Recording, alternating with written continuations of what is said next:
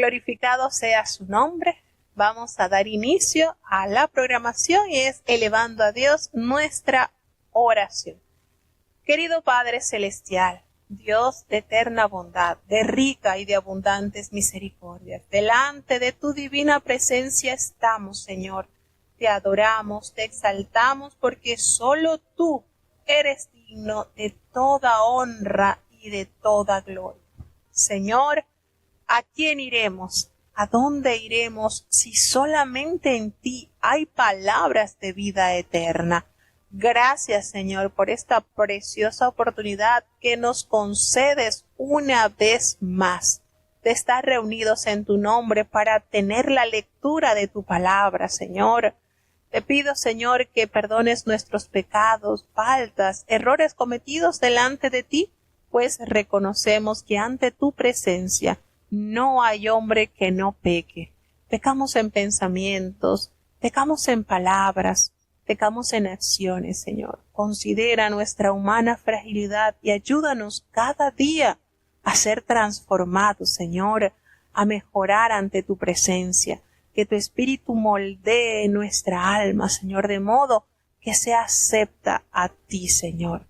Padre, te presentamos esta programación, la lectura de los capítulos de este día, Señor, que tu Espíritu Santo sea el que nos dirija, el que nos guíe cada uno de los versículos, Señor, que podamos entender tu verdad. Prepara nuestras mentes, nuestros corazones, nuestras manos, para entender, para amar y para hacer tu voluntad, Señor. Te pedimos una bendición especial sobre cada uno de los países que ya están con nosotros conectados para escuchar de la programación, Señor. Bendice y guarda a los hermanos que están conectados desde los Estados Unidos, desde México, desde Colombia, desde Alemania, desde Panamá, desde República Dominicana, Señor.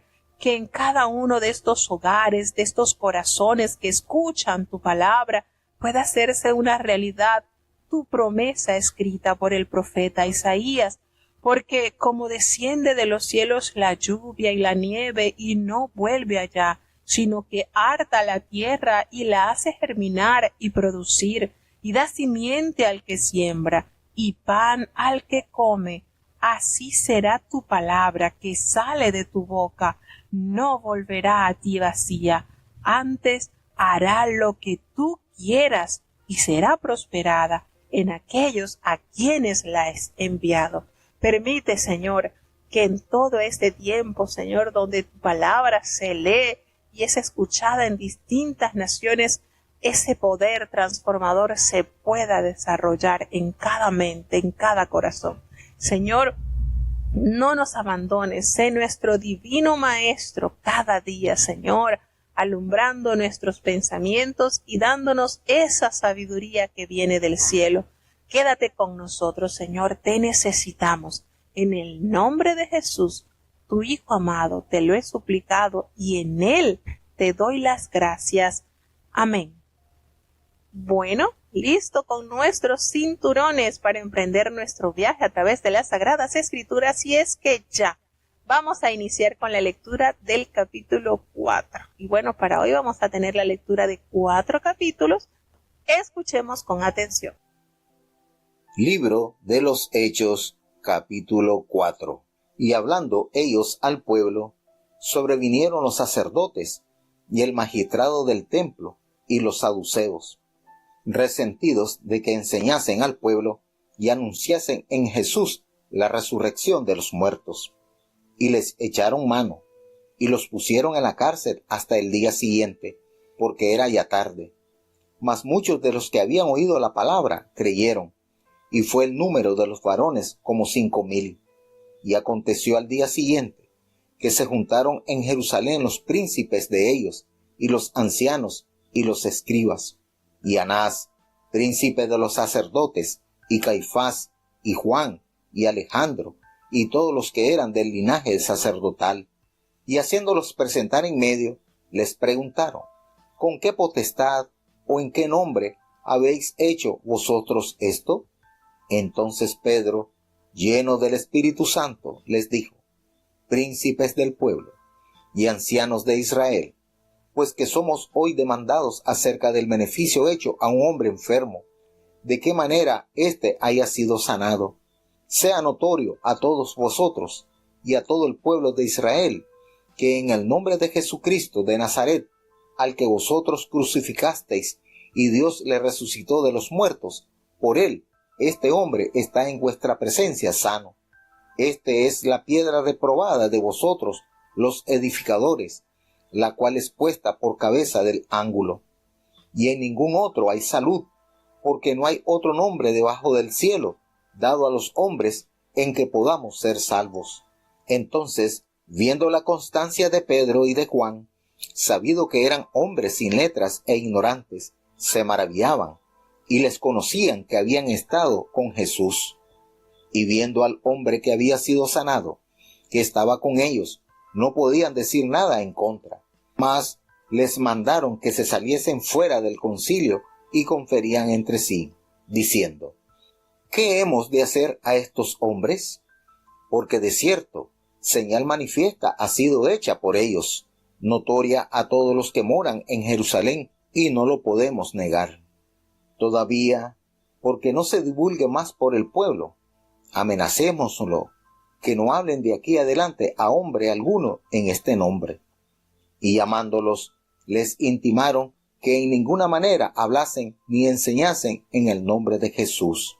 Entonces Pedro y Juan, respondiendo, les dijeron: juzgad si es justo delante de Dios obedecer antes a vosotros que a Dios, porque no podemos dejar de decir lo que hemos visto y oído.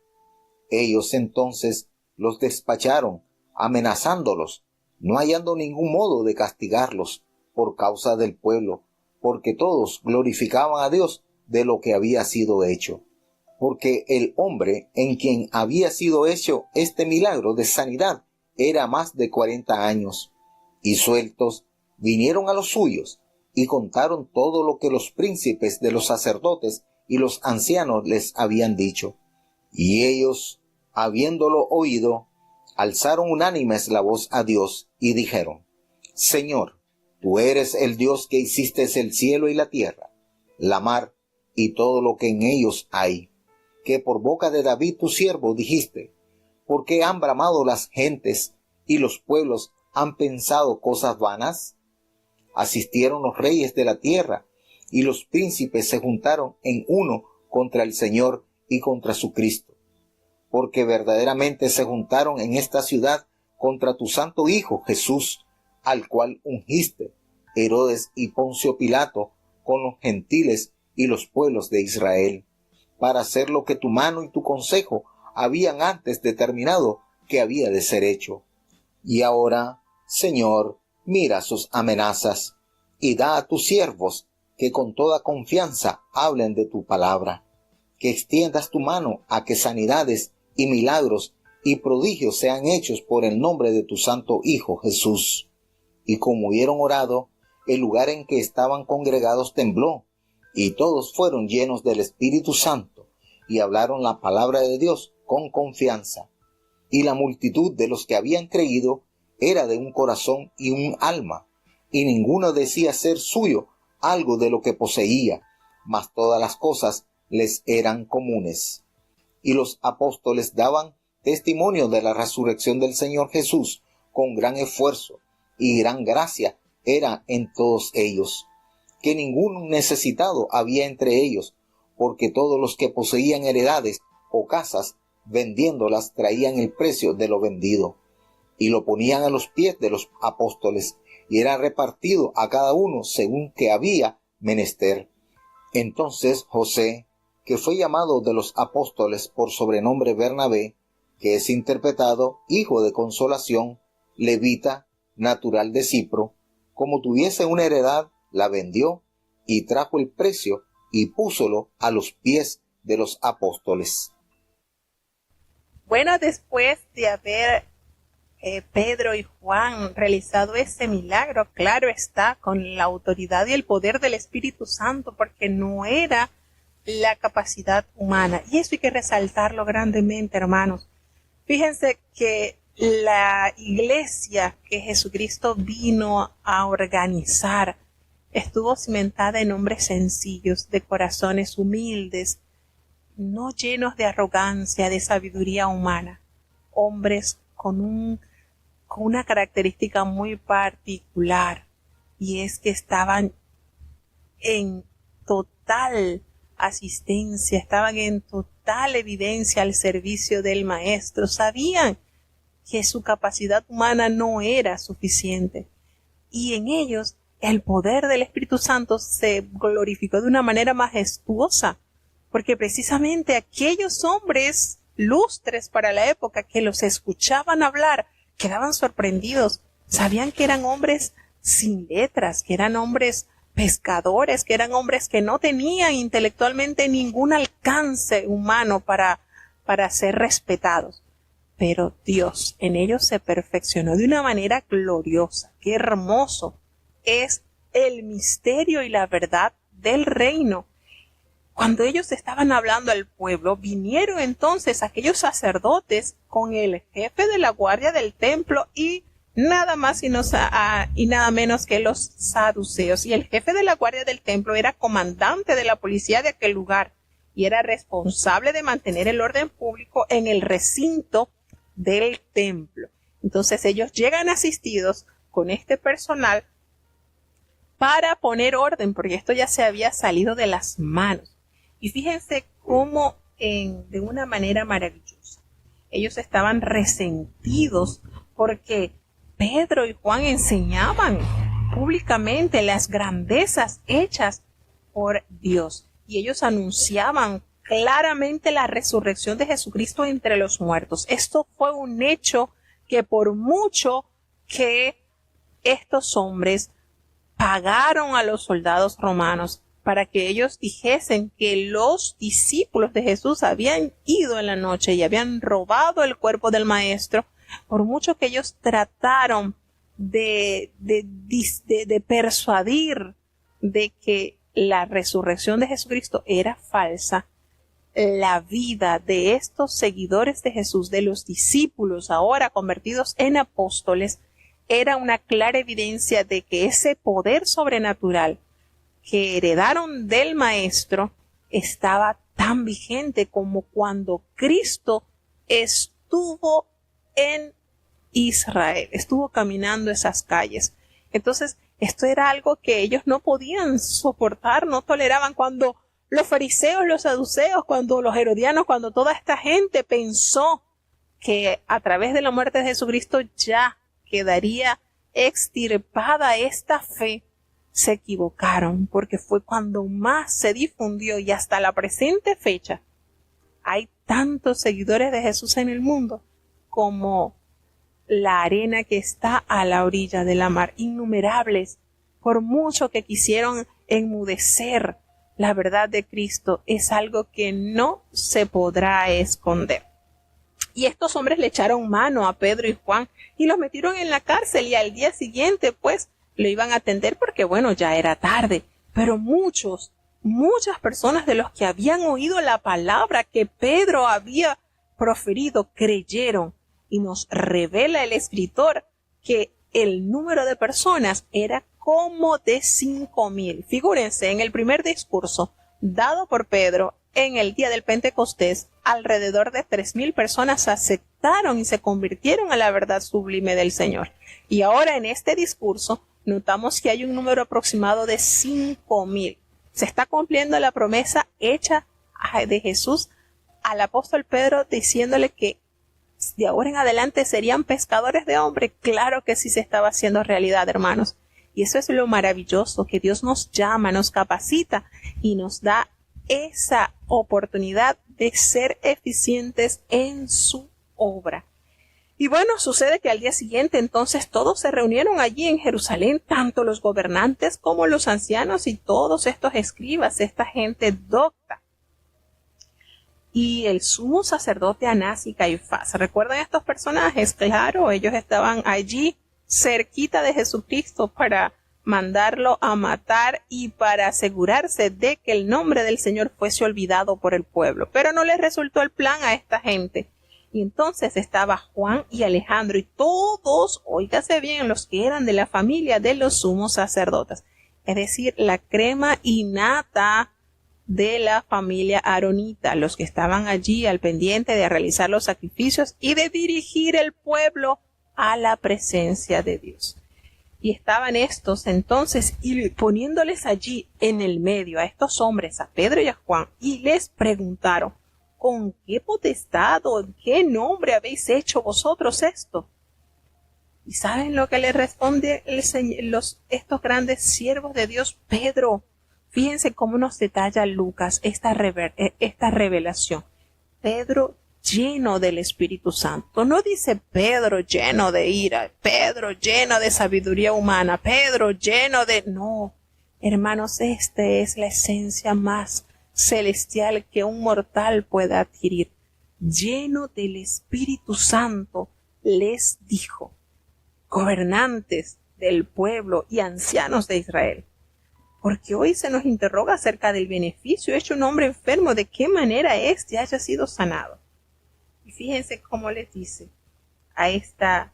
sea notorio a todos ustedes y a todo el pueblo en Israel que en el nombre de Jesucristo de Nazaret, a quien vosotros crucificasteis y a quien Dios resucitó de los muertos, fue por él que este hombre está en vuestra presencia sano. Así, tajante se los dio a conocer, así clarito, a toda voz, el apóstol Pedro. Y les vuelve a decir, este Jesús es la piedra reprobada por vosotros, los edificadores, la cual ha venido a ser cabeza del ángulo. Y es precisamente lo que decíamos ayer. Jesucristo es esa piedra angular, la resurrección, la tumba vacía. Allí está fundamentada nuestra fe. Y qué maravillosa verdad revelada a la humanidad. En ningún otro hay salvación, porque no hay otro nombre debajo del cielo dado a los hombres en quien podamos ser salvos. No hay ningún otro líder político, religioso, ningún otro que haya existido nos ha dejado como herencia unas promesas tan gloriosas. No hay ningún otro nombre debajo del cielo. No lo hay. No lo busque porque no lo va a encontrar. Fíjense la preciosa manera que el Señor nos revela esta verdad. Y es algo que debemos recordar constantemente. No hay otro camino. No hay un atajo. Es el Señor Jesucristo, la piedra rechazada por los edificadores, que ha venido a ser esa cabeza del ángulo, que ha venido a ser esa maravillosa fundación en el cual se ha fundado su iglesia hasta el día de hoy.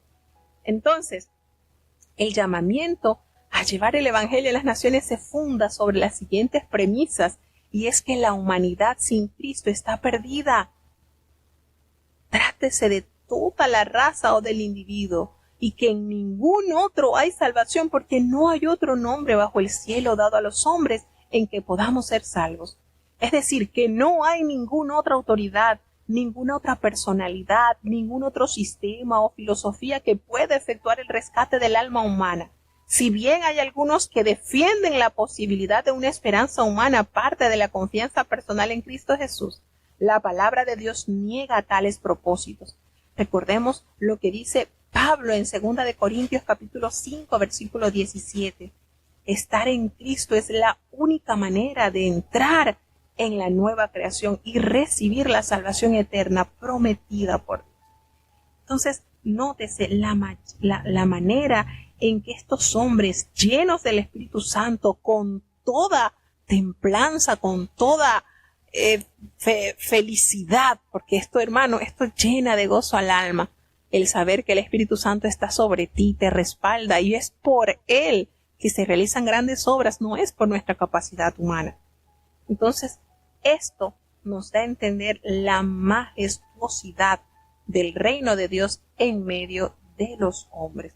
Entonces, cuando estos hombres, ¿verdad?, vieron a Pedro y a Juan, y ellos sabían, fíjense cómo nos detalla Lucas, Sabían que eran hombres sin letras, del vulgo, del pueblo. Se maravillaban. Y ellos reconocían que efectivamente ellos habían estado con Jesús.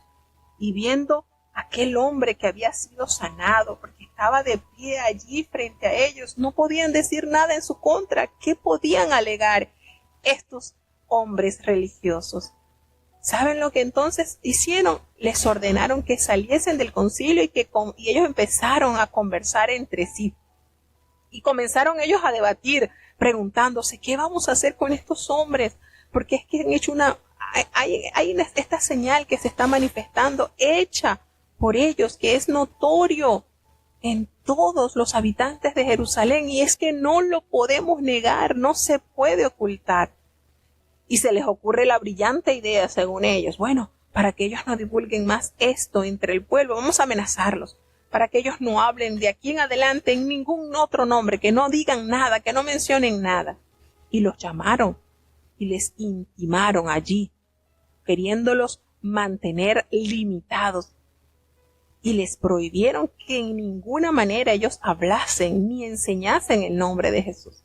¿Cuál fue la respuesta de estos hombres llenos del Espíritu de Dios?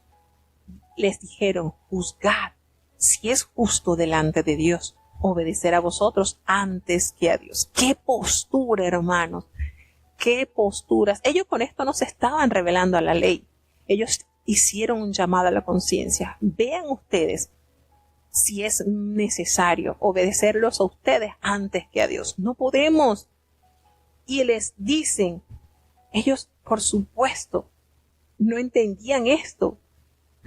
Los apóstoles le dijeron, es que no podemos dejar de decir lo que hemos visto y oído. Si eso se hace como ese fuego que sentía el profeta Jeremías, que por mucho que trató de callarlo, no pudo sufrirlo. Y los apóstoles no podían estar viviendo una vida acomodada a la época, acomodada al sistema. Bueno, aquí voy al templo, regreso, y no, necesitaban expandir esta gloriosa verdad, no podían ocultarlo. ¿Y qué sucedió? Que ellos le amenazaron y le soltaron, porque es que no hallaron ninguna manera cómo castigarlos, porque el pueblo estaba tan gozoso glorificando a Dios por esta preciosa manifestación dada con este hombre, que imagínense, tenía más de 40 años este hombre que había nacido en esta condición. Esto fue algo tan maravilloso que fueron puestos en libertad y llegaron allí a los suyos, a sus parientes, a los demás discípulos, y le contaron todo lo que ellos habían experimentado con los principales sacerdotes y con los ancianos, todo lo que le habían dicho y cómo los habían amenazado. Y fíjense esta maravillosa, cuando uno lee esta posición de estos siervos de Dios, uno queda abismado. ¿Por qué? Porque cuando ellos escucharon todo lo que estos dos hombres habían experimentado allí presos, ellos alzaron unánimes la voz a Dios y ellos elevaron una oración maravillosa, una oración, hermanos, que hizo que el poder de Dios se manifestase al instante. Esta oración, cuando estos hombres, ¿verdad?, en respuesta de la iglesia, cuando eran perseguidos, trataron, por supuesto, los líderes religiosos de extirpar el movimiento cristiano, y los cristianos recurrieron a la más efectiva arma dada por nuestro Dios, a la oración. Y entonces, aunque las cosas que amenazaban con sofocar, con destruir la iglesia, vienen a ser los medios de su preservación y avance, hermanos. Una controversia que se suscitó por la ocurrencia de este milagro que desató la persecución de igual manera. Y los escépticos, aquellos que estaban totalmente errados y se cohibían de creer, debatían la relación de los milagros en el cristianismo. Y los primeros creyentes sabían que sí podía quedar establecido que la sanidad del cojo se había realizado en el nombre y el poder de Jesús, en esa autoridad de Cristo, que estaba, por supuesto, claramente confirmada en sus discípulos, y de ahí que recurrieron a esta oración. ¡Qué maravillosa esta oración! ¿Cuáles fueron los resultados? Esa gracia sublime, ese entusiasmo, ese poder esa unidad tan grande manifestaba allí el amor entre los discípulos de Cristo. Los primeros cristianos nos enseñan cuál es el camino hacia la comprobación de la realidad de nuestra fe. Ni la discusión, ni los argumentos, pero sí la oración. Fíjense qué manera de confrontar esta situación que estaban ellos experimentando. ¿Qué dijeron ellos? Aquí el apóstol expresa lo que se dice en el Salmo 2. ¿Por qué se amotinan las gentes y los pueblos piensan cosas vanas? Se han reunido los reyes de la tierra y los príncipes se juntaron en uno contra el Señor y contra su Cristo. Se dan cuenta y expresan, porque verdaderamente se unieron en la ciudad contra tu santo Hijo Jesús, a quien tú ungiste, Herodes y Poncio Pilato, con los gentiles y el pueblo de Israel, para hacer con tu mano y tu consejo habían antes determinado que sucediera. Y la oración ferviente que elevaron estos hombres llenos del Espíritu de Dios al decir, Señor, mira sus amenazas, concede a tus siervos que con todo de nuevo hablen de tu palabra. Ellos no le pidieron, Señor, quítales la vida, permite que ellos mueran para que nosotros sigamos trabajando por ti. No, ellos no pidieron un cambio de situación. ¿Qué fue la solicitud de sus discípulos? Ellos le pidieron al Señor, mientras extiendes tu mano para que se hagan sanidades y señales y prodigios mediante el nombre de tu santo Hijo Jesús. Cuando ellos hubieron orado, el lugar en donde estaban congregados tembló, hermano. Esto fue una respuesta instantánea. Ellos no pidieron que la situación cambiara. Ellos pidieron que el Señor los mantuviera con una postura santa, con una postura de acuerdo al compromiso adquirido por Dios. Esto fue algo maravilloso. Todos fueron llenos del Espíritu Santo y hablaban con aquella facilidad la palabra de Dios.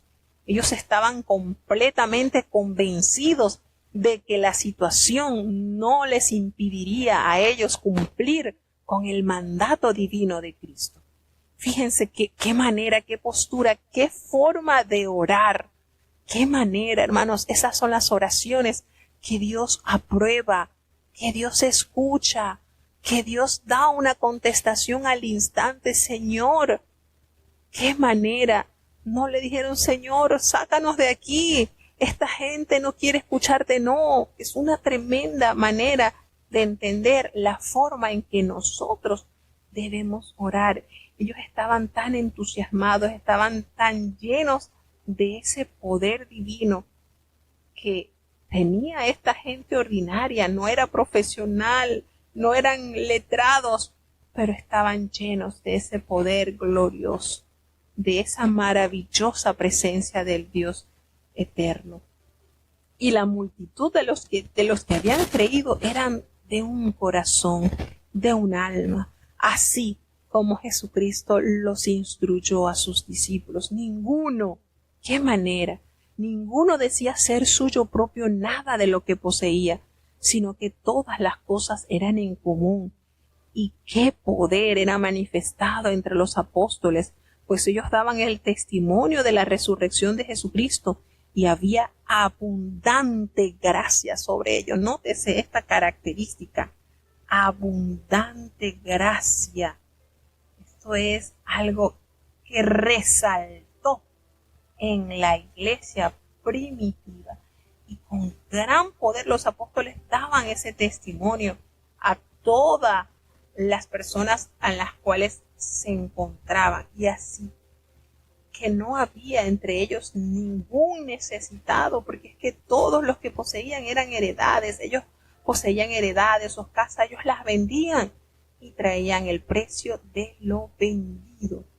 Nos damos cuenta cómo Dios actuó de una manera especial. La mayoría de los creyentes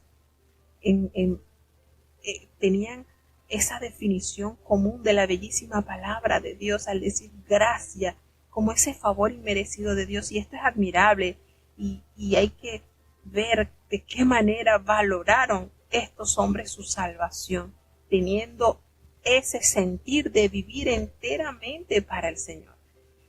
Y todo lo traían y lo ponían a los pies de los apóstoles y ellos se repartían cada uno según su necesidad. Y ahí hace una aparición importante, pues entra en escena José, a quien los apóstoles le colocaron el sobrenombre de Bernabé, que si se traduce quiere decir hijo de consolación, quien era levita natural de Chipre. Y él tenía una heredad y la vendió, y trajo el precio y lo puso a los pies de los apóstoles. Este hombre es tocado, es alcanzado por la gracia salvadora de Dios. Y nos damos cuenta por medio del libro de Hechos de qué manera el Señor usó a Bernabé, una manera maravillosa. Seguimos avanzando hacia el capítulo 5 del libro de Hechos de los Apóstoles. Es maravilloso, es gustoso, deleitoso leer la palabra de Dios. Libro de los Hechos, capítulo 5. Mas un varón llamado Ananías, con Zafira su mujer, vendió una posesión y defraudó del precio, sabiéndolo también su mujer, y trayendo una parte, púsola a los pies de los apóstoles. Y dijo Pedro: Ananías, ¿por qué ha llenado Satanás tu corazón a que mintieses al Espíritu Santo y defraudases del precio de la heredad? Reteniéndola, ¿no se te quedaba a ti? Y vendida, ¿no estaba en tu potestad? ¿Por qué pusiste esto en tu corazón? No has mentido a los hombres, sino a Dios. Entonces Ananías, oyendo estas palabras, cayó y expiró. Y vino un gran temor sobre todos los que lo oyeron. Y levantándose los mancebos, le tomaron y sacándolo, sepultáronlo. Y pasado espacio como de 3 horas, sucedió que entró su mujer, no sabiendo lo que había acontecido. Entonces Pedro le dijo: Dime, ¿vendisteis en tanto la heredad? Y ella dijo: Sí, en tanto. Y Pedro le dijo: ¿Por qué os concertasteis para tentar al Espíritu del Señor? He aquí a la puerta los pies de los que han sepultado a tu marido, y te sacarán. Y luego cayó a los pies de él, y expiró. Y entrados los mancebos, la hallaron muerta, y la sacaron, y la sepultaron junto a su marido. Y vino un gran temor en toda la iglesia, y en todos los que oyeron estas cosas. Y por las manos de los apóstoles eran hechos muchos milagros y prodigios en el pueblo, y estaban todos unánimes en el pórtico de Salomón. Y de los otros ninguno osaba juntarse con ellos, mas el pueblo los alababa grandemente. Y los que creían en el Señor se aumentaban más, gran número así de hombres como de mujeres, tanto que echaban los enfermos por las calles y los ponían en camas y en lechos, para que viniendo Pedro, a lo menos su sombra tocase a alguno de ellos. Y aún de las ciudades vecinas concurría multitud a Jerusalén, trayendo enfermos y atormentados de espíritus inmundos, los cuales todos eran curados. Entonces, levantándose el príncipe de los sacerdotes y todos los que estaban con él, que es la secta de los saduceos, se llenaron de celo y echaron mano a los apóstoles y pusiéronlos en la cárcel pública. Mas el ángel del Señor, abriendo de noche las puertas de la cárcel y sacándolos, dijo: Id, y estando en el templo, hablad al pueblo todas las palabras de esta vida. Y oído que hubieron esto, entraron de mañana en el templo y enseñaban. Entre tanto, viniendo el príncipe de los sacerdotes y los que eran con él, convocaron el concilio y a todos los ancianos de los hijos de Israel, y enviaron a la cárcel para que fuesen traídos. Mas como llegaron los ministros y no los hallaron en la cárcel, volvieron y dieron aviso, diciendo: Por cierto, la cárcel hemos hallado cerrada con toda seguridad, y los guardas que estaban delante de las puertas, mas cuando abrimos, a nadie hallamos dentro. Y cuando oyeron estas palabras, el pontífice y el magistrado del templo y los príncipes de los sacerdotes dudaban en qué vendría a parar aquello. Pero viniendo uno, dióles esta noticia: He aquí, los varones que echasteis en la cárcel están en el templo y enseñan al pueblo. Entonces fue el magistrado con los ministros y trájolos sin violencia, porque temían del pueblo ser apedreados. Y como los trajeron, los presentaron en el concilio. Y el príncipe de los sacerdotes les preguntó, diciendo: ¿No os denunciamos estrechamente que no enseñaseis en este nombre? Y he aquí, habéis llenado a Jerusalén de vuestra doctrina, y queréis echar sobre nosotros la sangre de este hombre. Y respondiendo Pedro y los apóstoles dijeron: es menester obedecer a Dios antes que a los hombres. El Dios de nuestros padres levantó a Jesús, al cual vosotros matasteis colgándole de un madero. A éste ha Dios ensalzado con su diestra por príncipe y salvador, para dar a Israel arrepentimiento y remisión de pecados. Y nosotros somos testigos suyos de estas cosas, y también el Espíritu Santo, el cual ha dado Dios a los que le obedecen. Ellos, oyendo esto, regañaban y consultaban matarlos.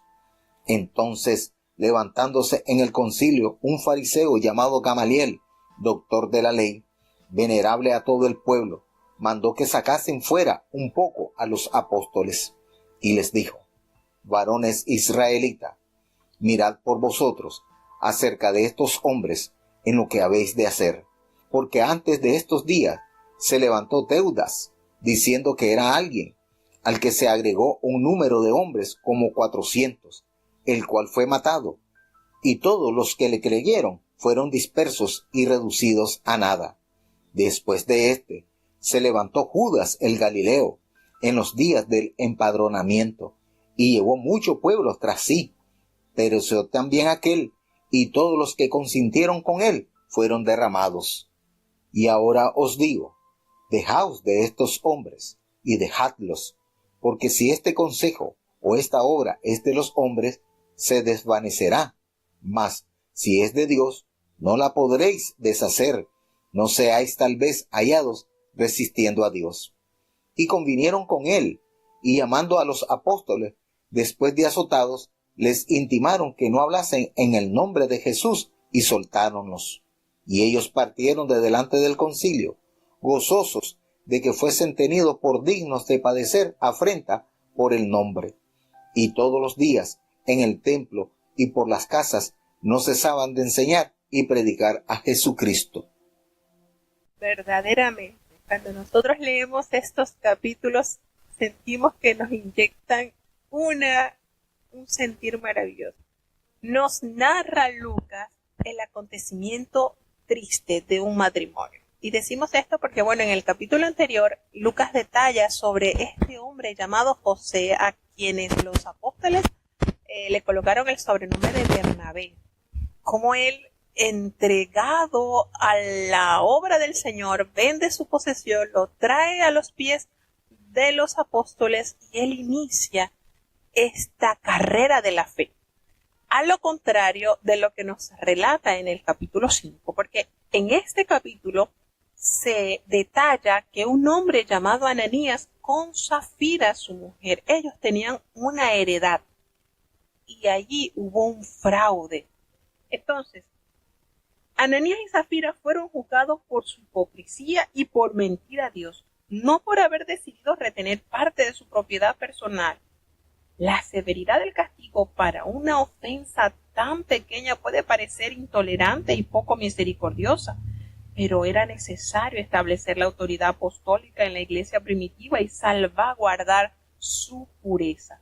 Una respuesta sensata es que Satanás tiene el poder de distorsionar el pensamiento de los cristianos, lo cual confirma que no podemos darle oportunidad alguna. La mejor defensa del creyente contra el autoengaño es asumir mutua responsabilidad unos con otros, y especialmente en la congregación local.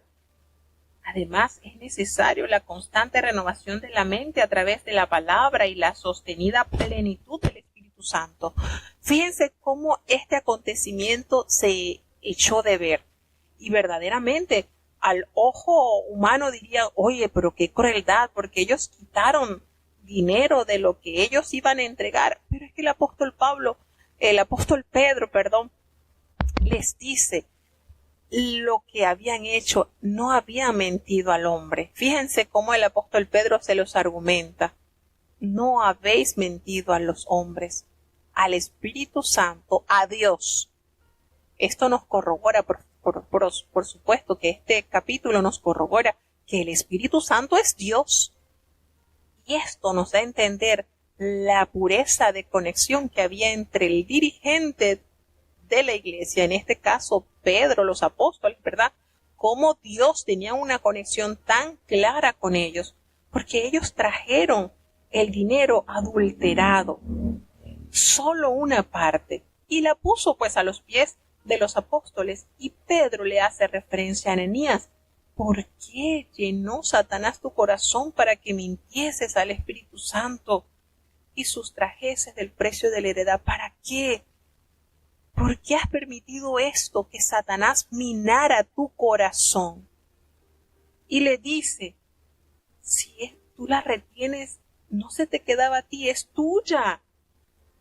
Es tuya, es tu heredad. Y si la vendía, estaba en tu poder hacer lo que querías hacer con ese dinero. ¿Por qué pusiste esto en tu corazón? ¿Por qué? Y entonces le argumenta una verdad sublime.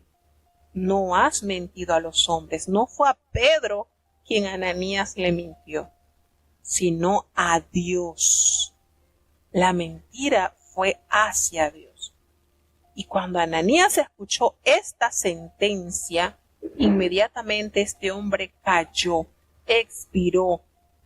Y esto, por supuesto, este acontecimiento sobrenatural hizo caer gran temor sobre todos aquellos que estaban escuchando. ¿Será que algunos de los que tenían allí planes de vender una heredad estaban pensando también en hacer lo mismo que hizo Ananías? Estamos seguros que no. Imagínense si en estos tiempos fuese así, que por nosotros decir una mentira cayéramos largo a largo. ¡Oh! ¡Qué cosas!, ¿verdad? Cómo Dios extiende su misericordia para con cada uno de sus hijos. Resulta que los jóvenes entonces lo envolvieron y lo sacaron para sepultarlo, y nos detalla que había pasado un lapso como de 3 horas. Ananías había ya fallecido y estos jóvenes lo sacaron para darle sepultura. La mujer, Zafira, estaba totalmente inocente de lo sucedido, es decir, ella tenía 3 horas de viuda y no sabía. 3 horas duró Zafira de viuda y ni siquiera lo sabía. Cuando ella llega, le dice Pedro, dime, ¿en tanto vendiste la heredad? Dándole el monto, por supuesto, que le había dado Ananías. Y ella sí le dice, ella le confirma sí, en tanto. Fíjense que allí ella tenía la oportunidad de corregir.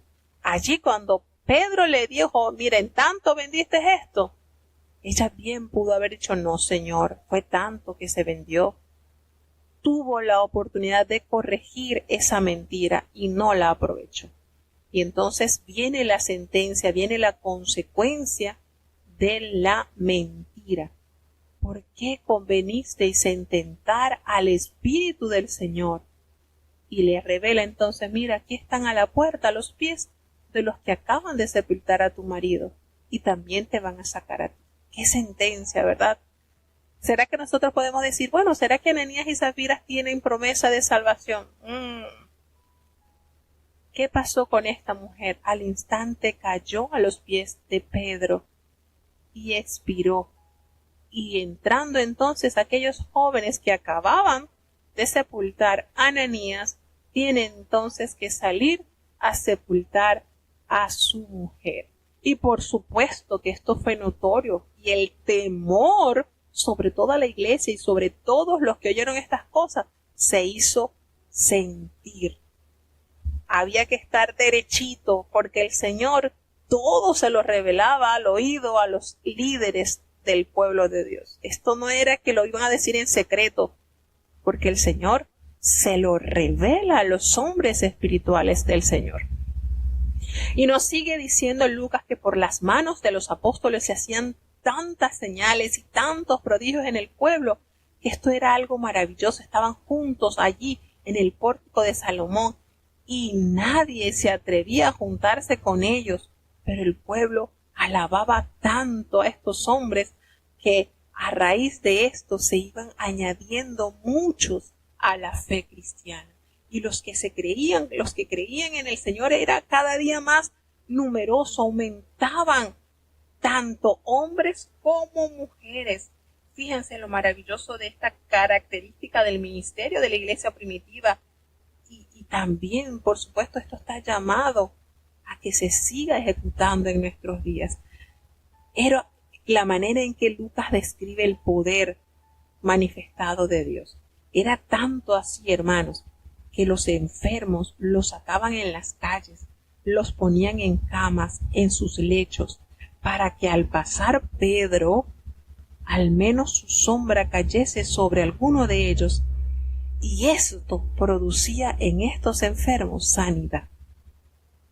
Y aún las ciudades vecinas, muchos venían a Jerusalén trayendo sus enfermos, trayendo sus atormentados de espíritus inmundos, y todos eran sanados. Y uno se pregunta, oye, con los 3 años y medio del ministerio de Jesucristo, aún habían enfermos, aún habían endemoniados. Hermanos, siempre habrán enfermos, siempre habrán endemoniados, siempre habrán ataduras del mal que desatar.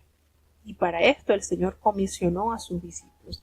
Y esto era algo notorio, cómo el Señor hacía grandes prodigios, hacía grandes milagros. Y esto, por supuesto, no gustó a los sumos sacerdotes, ni tampoco a la secta de los saduceos, que estaban llenos de enojo. Ellos estaban llenos de la obra de la obra de la carne. Eso era lo que tenían: celos, envidias, contienda. Eso era. Y le echaron manos a los apóstoles y los pusieron en la cárcel pública porque no podían resistir el poder manifestado de Dios sobre estos humildes hombres. ¿Y qué fue lo más hermoso? Que un ángel del Señor les abrió de noche la puerta de la cárcel y los sacó. Fíjense esto, cómo Dios envió a su mensajero, a su ángel. ¿Y cuál fue la orden del ángel? Id y puestos en pie en el templo, anunciad al pueblo todas las palabras de esta vida. ¡Qué hermosa declaración por boca del ángel! Las palabras de esta vida, para que nosotros alcancemos vida. Es el evangelio el que nos debe tocar. Cuando ellos escucharon esto, ellos entraron en la mañana en el templo y comenzaron a enseñar. Y entre tanto, el sumo sacerdote y los que estaban con él convocaron al concilio y a todos los ancianos de los hijos de Israel y enviaron a la cárcel para que fuesen traídos estos hombres. ¿Y qué sucedió? Se dieron cuenta que la cárcel estaba vacía. Todo estaba como que si nadie hubiese atravesado eso. Y la sorpresa mayor es que estos hombres estaban tranquilamente en el templo enseñando como todos los días. Fíjense esto, cuando ellos dan la noticia, la cárcel hemos hallado cerrada con toda seguridad y los guardas fuera a pie ante las puertas, pero cuando nosotros abrimos no había nadie adentro. ¿De qué manera? ¿Cómo pudieron explicar estos guardias este suceso? ¿Cómo pudieron haber ellos entonces atravesado sin haber sido vistas, sin haber sido vistos por los guardias? ¿Cómo pudieron salir si todo estaba en seguridad? Quizás las cadenas, los candados, todo estaba tranquilo. ¿Cómo pasó esto? Cuando ellos oyeron estas palabras, el sumo sacerdote y el jefe de la guardia del templo y todos los principales sacerdotes estaban preocupados, no sabían en qué iba a terminar esta situación. Pero llegó uno y le dio aviso y le dijo: mira, aquellos hombres que ustedes pusieron en la cárcel están allá en el templo y están enseñando al pueblo. Y se fue el jefe de la guardia con algunos alguaciles y los trajo tranquilitos, sin ninguna violencia, porque temían que el pueblo arremetiese contra ellos por estar violentando a los siervos de Dios. Cuando lo trajeron, los presentaron ante el concilio y ante el sumo sacerdote y les preguntaron: ¿no les dijimos a ustedes estrictamente que no enseñasen en ese nombre? Y ahora ustedes han llenado a Jerusalén de esa doctrina y quieren echar sobre nosotros la sangre de ese hombre. El cinismo vuelto hombre. Ahí está. Ellos fueron los que indirectamente causaron el asedio hacia Jesucristo y quienes impulsaron a la crucifixión, y ellos se vienen ahora a ser víctimas, típico de la persona malvada. ¿Qué fue lo que respondió el apóstol Pedro? Es necesario, hermano, es una necesidad. Es necesario obedecer a Dios antes que a los hombres. Tan sencillo como esta expresión llena de unción. Necesitamos obedecer a Dios antes que a los hombres. Y les dice, el Dios de nuestros padres levantó a Jesús, a quien vosotros matasteis colgándole de un madero. Y a este Dios ha exaltado con su diestra por príncipe salvador, para dar a Israel arrepentimiento y perdón de pecados. Y los remató con esta expresión, nosotros somos testigos suyos de estas cosas, y también el Espíritu Santo, el cual ha dado Dios a los que le obedecen. ¿Verdad? Sí. ¿A quiénes da Dios el Espíritu Santo? A los que le obedecen.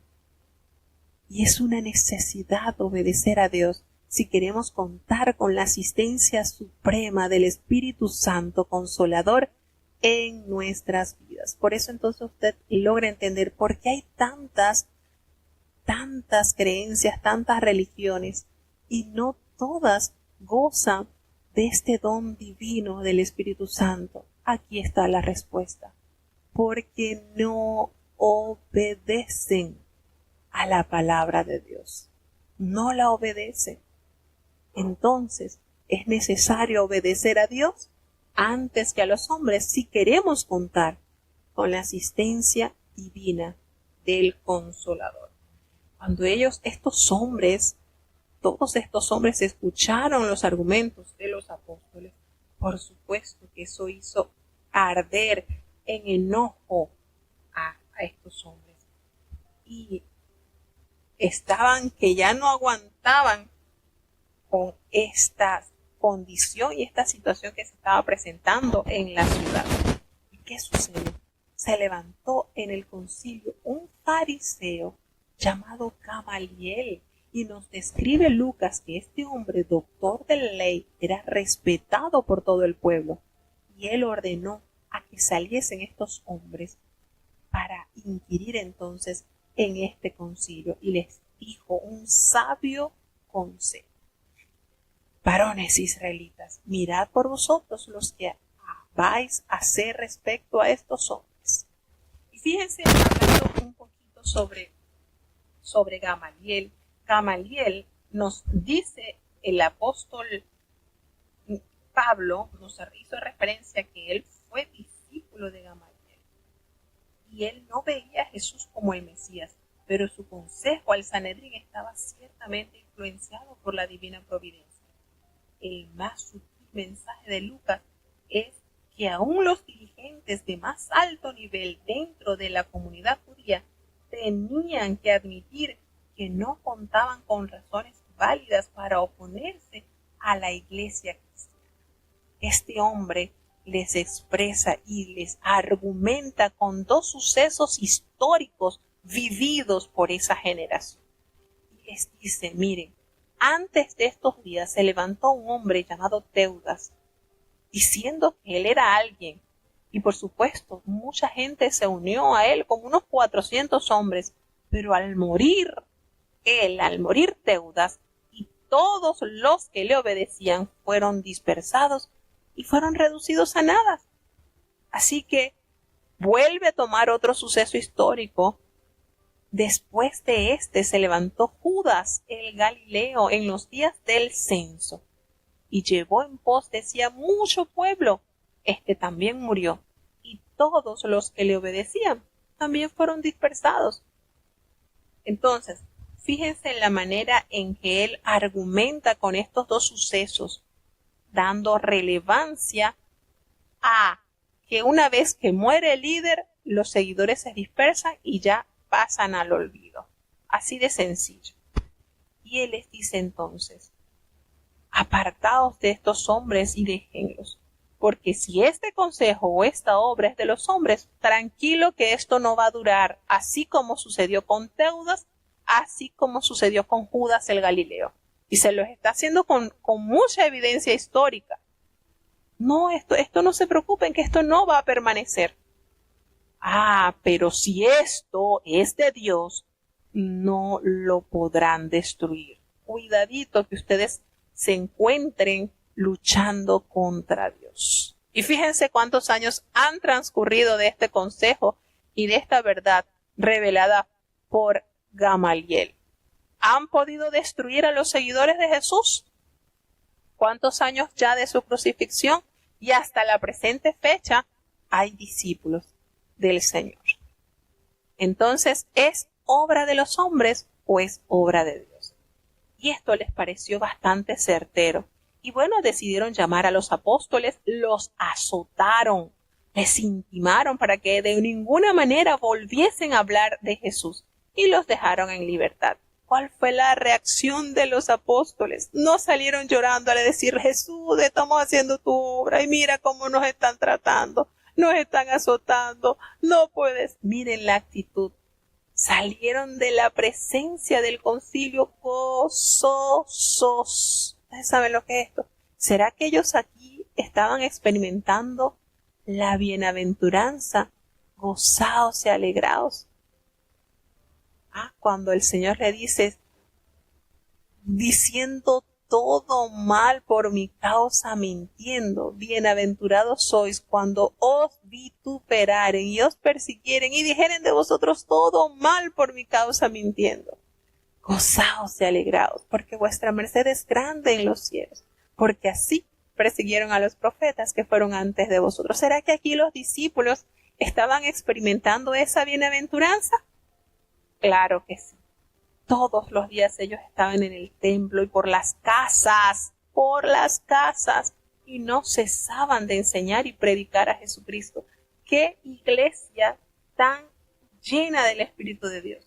Esto era algo, hermanos, que no podía contenerse. Esto era algo que estaba extendiéndose en distintos lugares del pueblo. Maravilloso, precioso es nuestro Dios.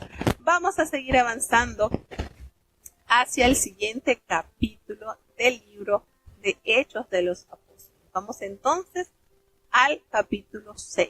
Escuchemos con atención. Libro de los Hechos, capítulo 6. En aquellos días, creciendo el número de los discípulos, hubo murmuración de los griegos contra los hebreos, de que sus viudas eran menospreciadas en el ministerio cotidiano. Así que los 12 convocaron la multitud de los discípulos y dijeron: no es justo que nosotros dejemos la palabra de Dios y sirvamos a las mesas. Buscad pues, hermanos, 7 varones de vosotros de buen testimonio, llenos de Espíritu Santo y de sabiduría, los cuales pongamos en esta obra. Y nosotros persistiremos en la oración y en el ministerio de la palabra. Y plugó el parecer a toda la multitud, y eligieron a Esteban, varón lleno de fe y de Espíritu Santo, y a Felipe, y a Prócoro, y a Nicanor, y a Timón, y a Parmenas, y a Nicolás, prosélito de Antioquía. A estos presentaron delante de los apóstoles, los cuales orando les pusieron las manos encima, y crecía la palabra del Señor, y el número de los discípulos se multiplicaba mucho en Jerusalén. También una gran multitud de los sacerdotes obedecía a la fe. Empero Esteban, lleno de gracia y de potencia, hacía prodigios y milagros grandes en el pueblo. Levantáronse entonces unos de la sinagoga que se llama de los libertinos y cireneos y alejandrinos y de los de Cilicia y de Asia, disputando con Esteban. Mas no podían resistir a la sabiduría y al espíritu con que hablaba. Entonces sobornaron a unos que dijesen que le habían oído hablar palabras blasfemas contra Moisés y Dios, y conmovieron al pueblo y a los ancianos y a los escribas, y arremetiendo, le arrebataron y le trajeron al concilio. Y pusieron testigos falsos que dijesen: este hombre no cesa de hablar palabras blasfemas contra este lugar santo y la ley, porque le hemos oído decir que Jesús de Nazaret destruirá este lugar y mudará las ordenanzas que nos dio Moisés. Entonces todos los que estaban sentados en el concilio, puestos los ojos en él, vieron su rostro como el rostro de un ángel. Bueno, tenemos entonces este capítulo donde ese idilio, ese amor, esa armonía que se estaba viviendo por muchos años, ¿verdad? No nos da la exactitud, llega a un punto quiebre. Y precisamente es a través de la murmuración por la comida. ¿Cómo trae contienda la comida, hermanos? Esto es desde el principio de la época, desde el Génesis. Vemos esto, la comida. Fíjense las grandes dificultades que atravesó el pueblo de Israel precisamente en el desierto a través de la comida. Esto es serio.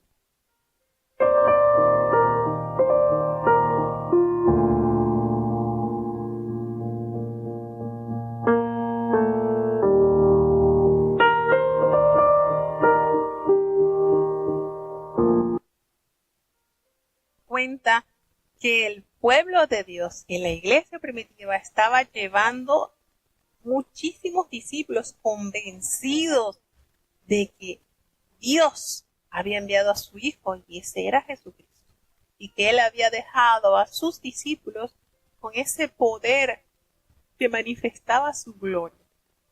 Y esto, por supuesto, nos dice el escritor, como habían crecido tanto el número de los discípulos, hubo ese ingrediente que usa mucho el enemigo, muchísimo, como es la murmuración. ¿De quiénes? Bueno, de los griegos, porque ellos se sentían zaheridos con los hebreos.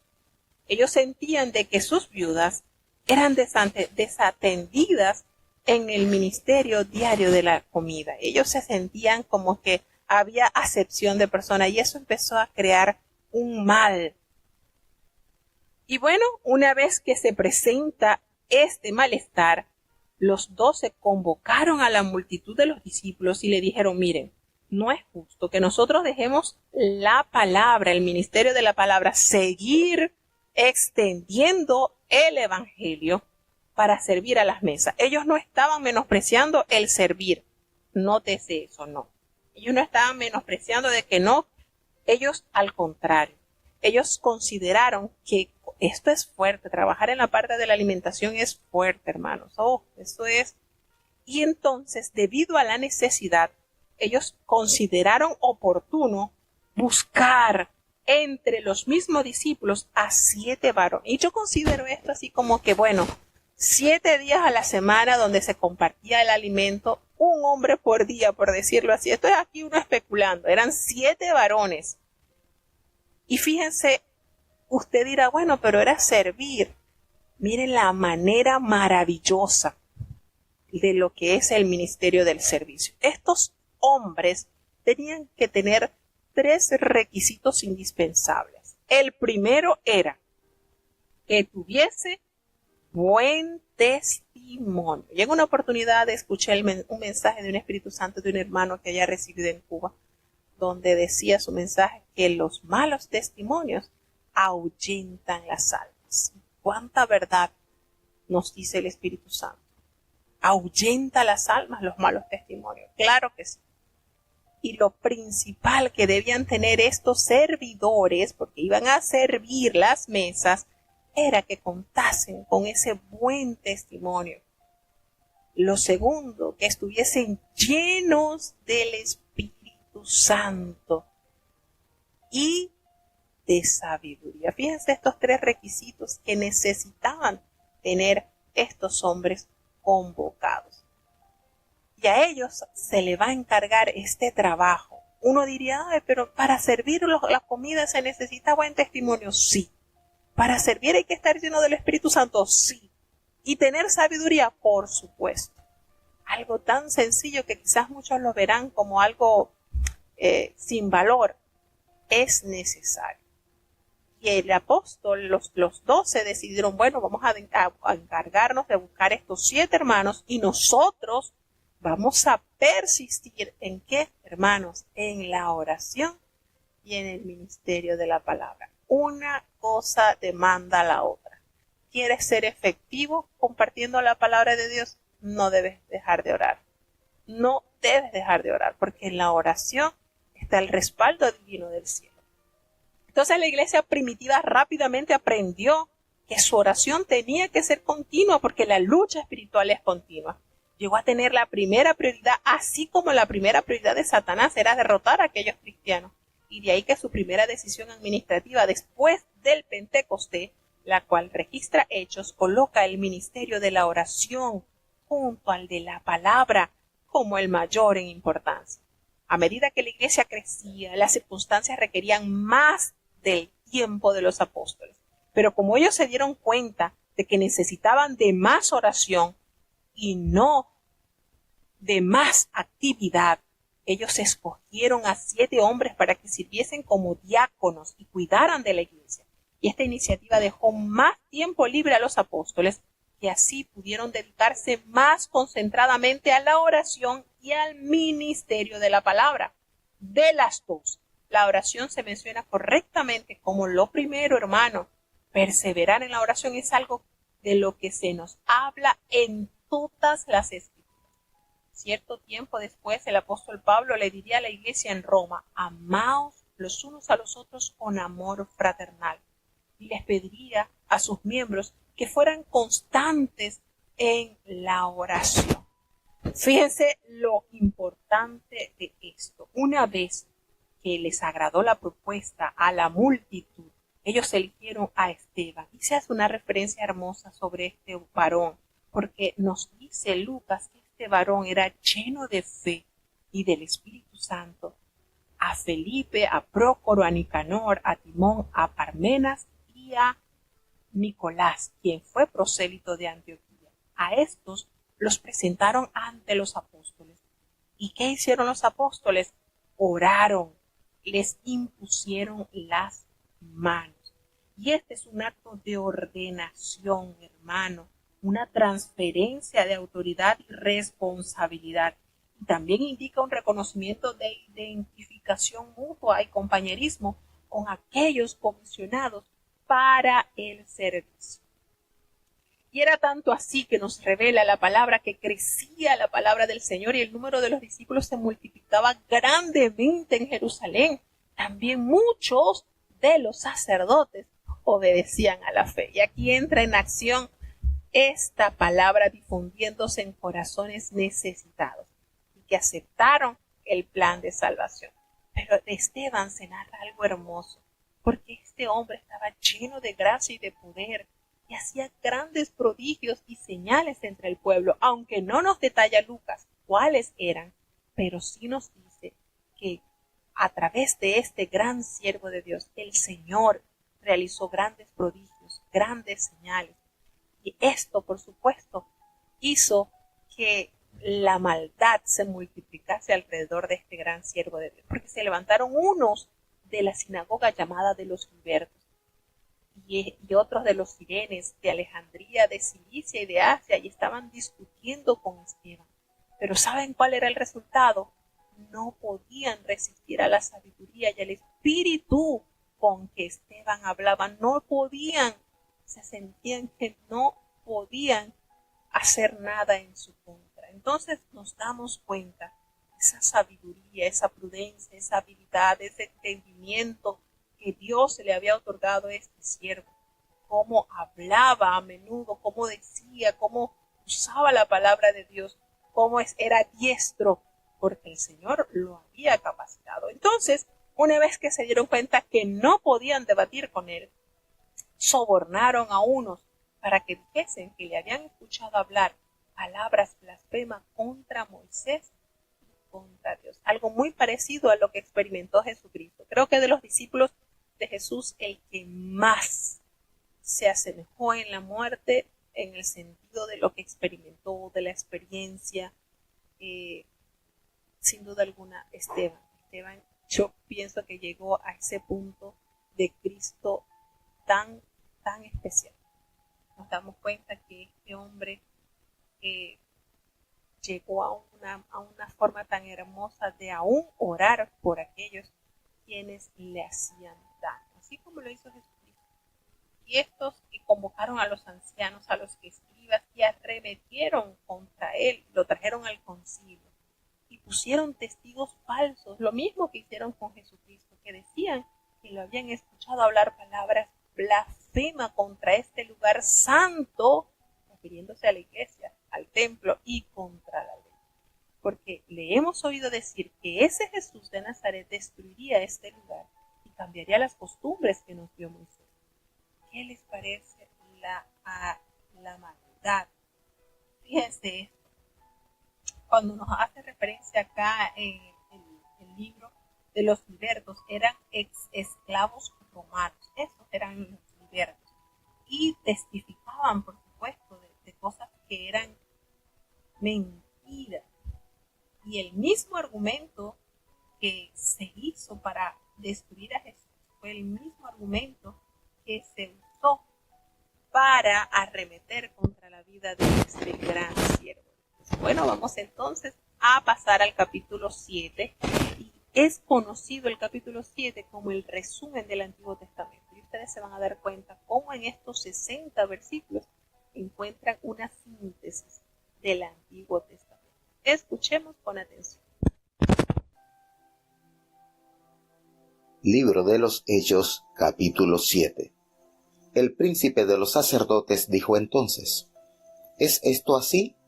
Y él dijo: varones, hermanos y padres, oíd, el Dios de la gloria apareció a nuestro padre Abraham, estando en Mesopotamia, antes que morase en Harán, y le dijo: sal de tu tierra y de tu parentela, y ven a la tierra que te mostraré. Entonces salió de la tierra de los caldeos, y habitó en Harán, y de allí, muerto su padre, le traspasó a esta tierra, en la cual vosotros habitáis ahora. Y no le dio herencia en ella, ni aun para asentar un pie, mas le prometió que se la daría en posesión, y a su simiente después de él, no teniendo hijo. Y hablóle Dios así, que su simiente sería extranjera en tierra ajena, y que los reducirían a servidumbre, y maltratarían por 400 años. Mas yo juzgaré, dijo Dios, la nación a la cual serán siervos, y después de esto saldrán y me servirán en este lugar. Y dióle el pacto de la circuncisión, y así Abraham engendró a Isaac, y le circuncidó al 8º día, e Isaac a Jacob, y Jacob a los 12 patriarcas. Y los patriarcas, movidos de envidia, vendieron a José para Egipto, mas Dios era con él, y le libró de todas sus tribulaciones, y le dio gracia y sabiduría en la presencia de Faraón, rey de Egipto, el cual le puso por gobernador sobre Egipto y sobre toda su casa. Vino entonces hambre en toda la tierra de Egipto y de Canaán, y grande tribulación, y nuestros padres no hallaban alimentos. Y como oyese Jacob que había trigo en Egipto, envió a nuestros padres la primera vez. Y en la segunda, José fue conocido de sus hermanos, y fue sabido de Faraón el linaje de José. Y enviando José, hizo venir a su padre Jacob y a toda su parentela, en número de 75 personas. Así descendió Jacob a Egipto, donde murió él y nuestros padres, los cuales fueron trasladados a Siquem, y puestos en el sepulcro que compró Abraham a precio de dinero de los hijos de Hemor de Siquem. Mas como se acercaba el tiempo de la promesa, la cual Dios había jurado a Abraham, el pueblo creció y multiplicóse en Egipto, hasta que se levantó otro rey en Egipto, que no conocía a José. Este, usando de astucia con nuestro linaje, maltrató a nuestros padres, a fin de que pusiesen a peligro de muerte sus niños, para que cesase la generación. En aquel mismo tiempo nació Moisés, y fue agradable a Dios, y fue criado 3 meses en casa de su padre. Mas siendo puesto al peligro, la hija de Faraón le tomó, y le crió como a hijo suyo. Y fue enseñado Moisés en toda la sabiduría de los egipcios, y era poderoso en sus dichos y hechos. Y cuando hubo cumplido la edad de 40 años, le vino voluntad de visitar a sus hermanos, los hijos de Israel. Y como vio a uno que era injuriado, defendióle, e hiriendo al egipcio, vengó al injuriado. Pero él pensaba que sus hermanos entendían que Dios les había de dar salud por su mano, mas ellos no lo habían entendido. Y al día siguiente, riñendo ellos, se les mostró, y los ponía en paz, diciendo: varones, hermanos sois, ¿por qué os injuriáis los unos a los otros?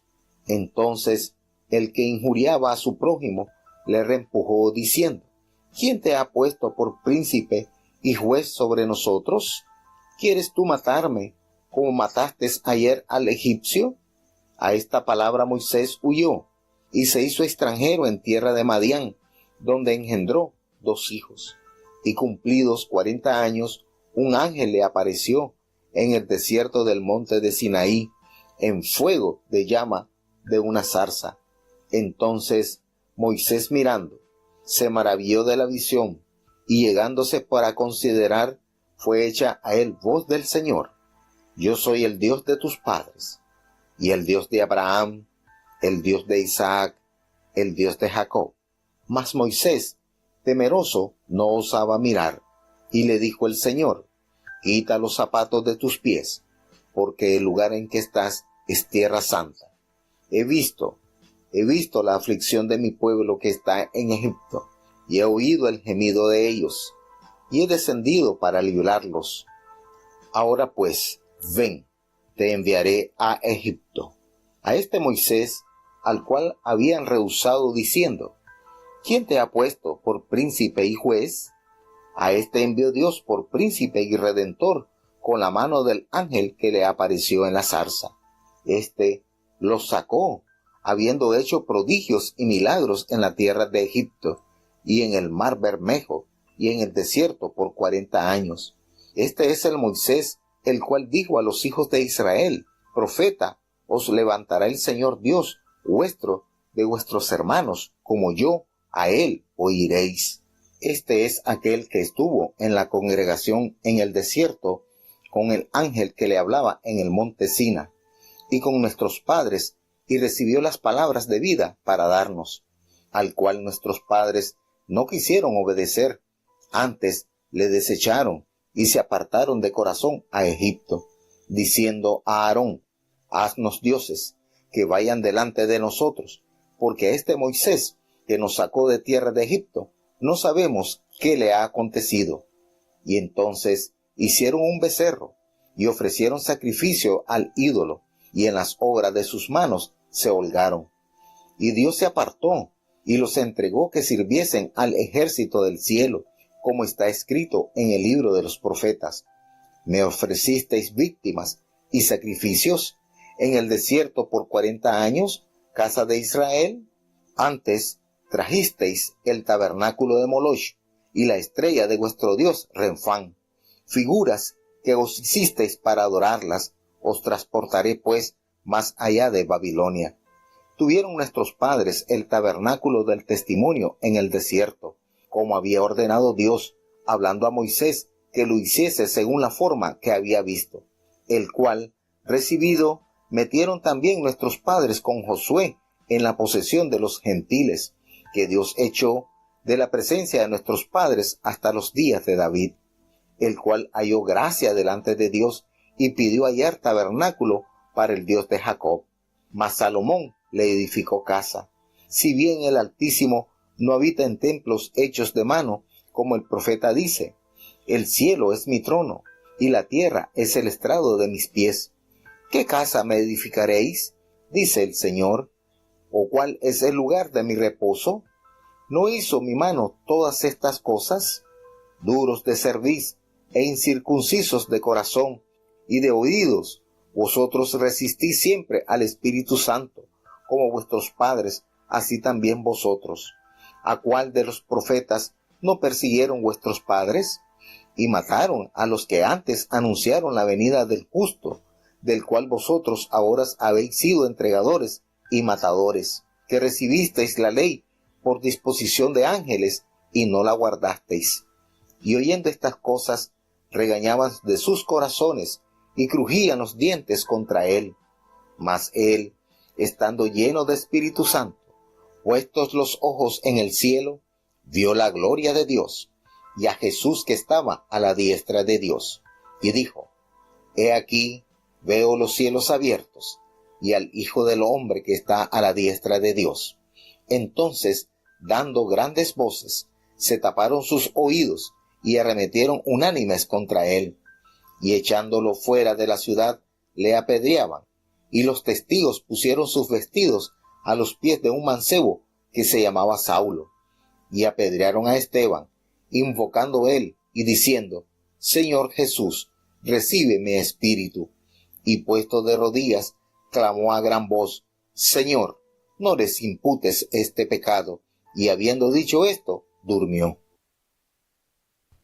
Bueno, ¿qué les parece este resumen del Antiguo Testamento? Me conmueve grandemente la historia de este gran siervo de Dios. Y fíjense que cuando él es llevado ante el concilio, todos los hombres pusieron sus ojos en este varón.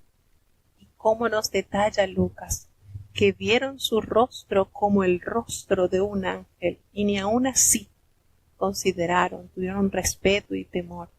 Qué situación tan triste. ¿Y quiénes fueron los que apedrearon a Esteban? Los griegos, los samaritanos. ¿Quiénes fueron los que apedrearon a Esteban? Los mismos israelitas de su pueblo. Qué situación, es verdad, qué manera.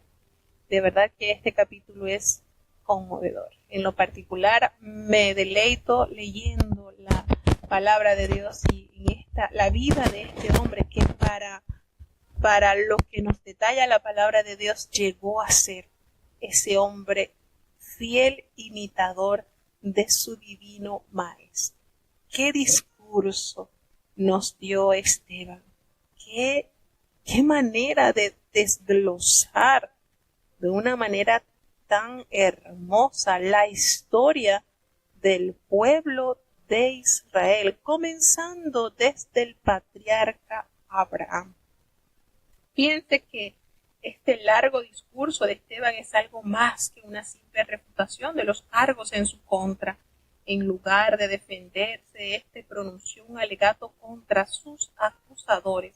En vez de mantener un verdadero celo por el templo y la ley en su oposición al evangelio, los judíos estaban desplegando el mismo espíritu rebelde e incrédulo que caracterizó a sus antepasados, que se resistieron siempre a los propósitos de Dios. Y en una cuidadosa revisión de la historia de Israel, Esteban llega a la conclusión que la presencia de Dios no está limitado a un lugar geográfico o a un pueblo en particular. Él revela verdades a su pueblo que triste y lamentablemente echaron tras sus espaldas. Este sumo sacerdote le pregunta a Esteban: ¿es esto así? ¿Eso que aquellos hombres que fueron comprados como testigos falsos y arremetieron contra este gran siervo de Dios, el sumo sacerdote le dice: ¿es esto así? Y él les dice: miren, varones, hermanos y padres, oíd. Así los veía Esteban, como sus hermanos, como sus padres. Porque recordemos que él está frente a los dirigentes religiosos del pueblo de Israel. El Dios de la gloria apareció a nuestro padre Abraham cuando él aún estaba allí en Mesopotamia, antes que él morase en Harán. ¿Y cuál fue la orden que Abraham recibió? Que hasta la presente fecha la seguimos escuchando en las predicaciones, en los púlpitos. Sal de tu tierra, de tu parentela, y ven a la tierra que yo te mostraré. Esta demanda la leemos en el capítulo 12 del libro de Génesis, cuando entra en escena este gran varón de fe. ¿Y qué hizo Abraham? Salió de su tierra, de allí, de los caldeos, y habitó en Harán. Y de allí, cuando muere su papá, Dios le traslada entonces a esta tierra en la cual están morando los israelitas. Fíjense la manera tan exhaustiva. Cuando usted se conecta con este capítulo, inmediatamente tiene todos los versículos, están íntimamente conectados con el Antiguo Testamento. Y el Señor no le dio herencia en esta tierra, ni aún le dice para asentar un pie. No, pero se lo prometió.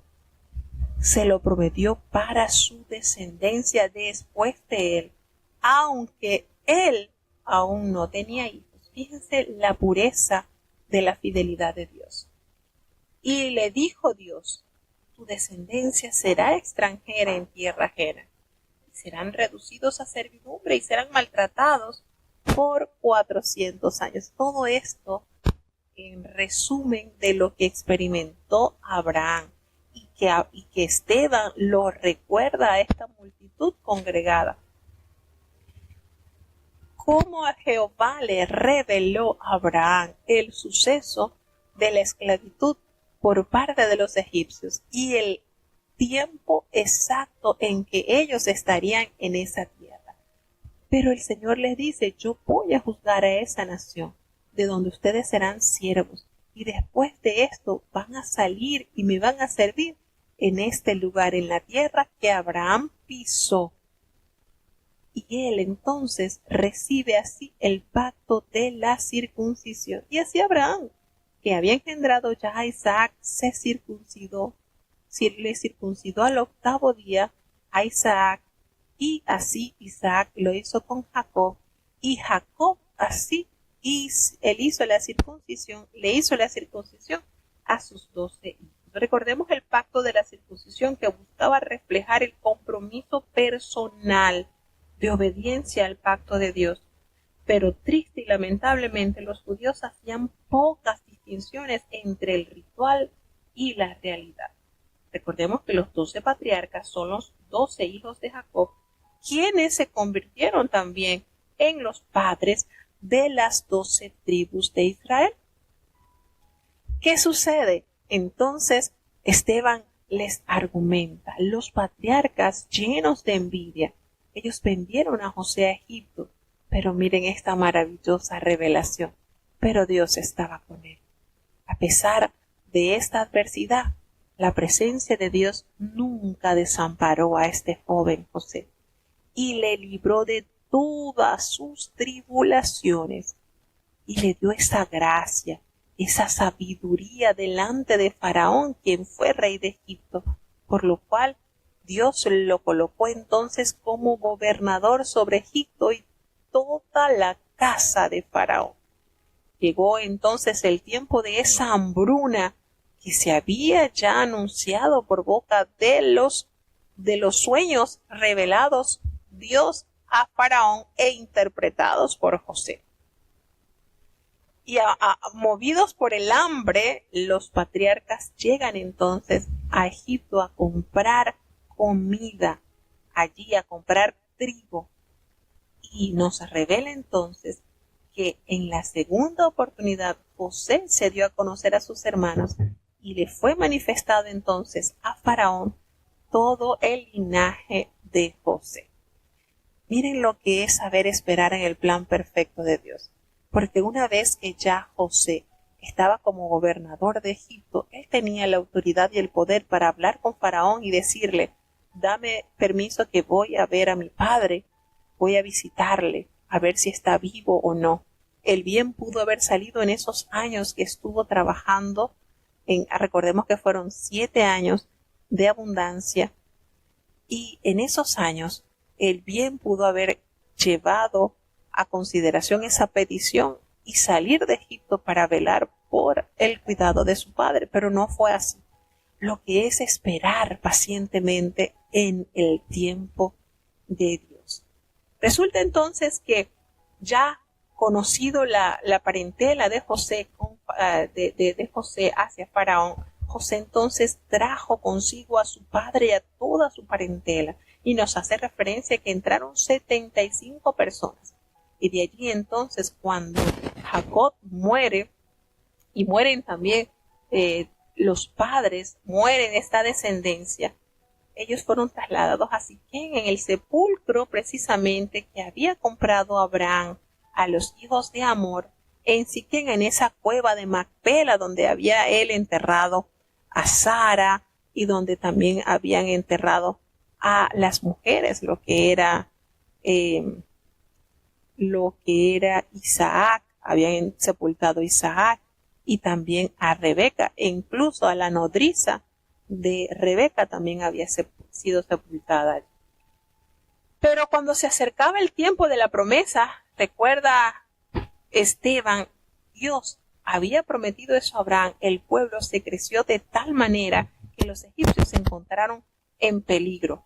Y se levanta otro rey que no conocía a José, y éste estaba lleno de astucia y de maldad, y maltrató tanto a sus padres a fin de que tuvieron que exponer a muerte a sus niños. Y así lo hicieron, y precisamente sucede en el tiempo en que nace Moisés.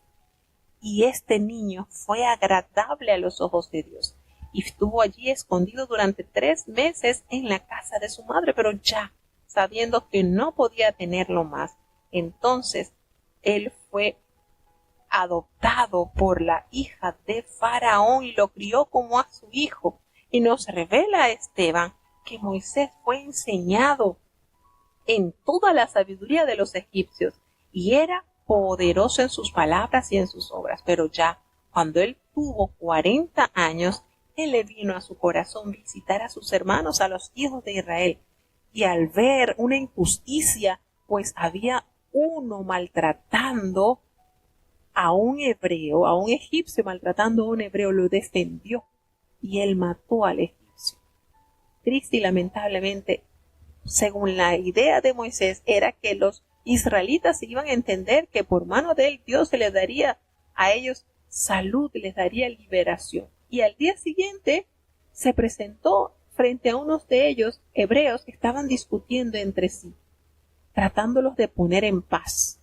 Y él les dice y les exhorta: hermanos sois, ¿por qué os maltratáis el uno al otro? Y lo triste y lo lamentable es que aquel hebreo que estaba maltratando a su prójimo le rechazó, lo humilló diciéndole: ¿quién te ha puesto a ti por gobernador y juez sobre nosotros? ¿Nos quieres matar así como mataste ayer al egipcio?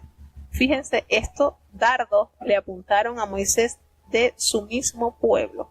Cuando Moisés escuchó esto, por supuesto, se sintió que ya era un secreto a voces e inmediatamente huyó de Egipto y vivió como un extranjero en la tierra de Madián, donde engendró 2 hijos.